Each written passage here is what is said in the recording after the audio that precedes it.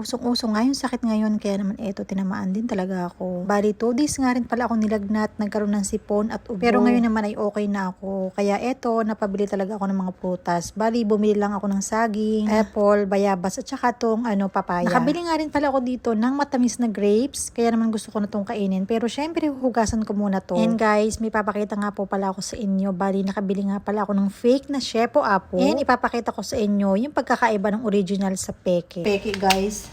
Ayan. Tingnan nyo yung sealed niya. Natatanggal. Ayan, peke ito. Ito naman yung original. Ganito yung original. Naka-indicate talaga yung gold na to, yung Shepo apple. Ito yung peke. Tingnan nyo. Ito naman yung original. Ayan o. O diba?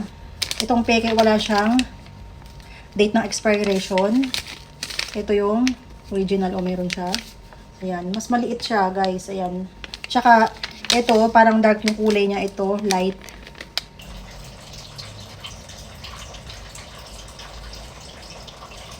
Sobrang sarap kasi ng Shepo apple.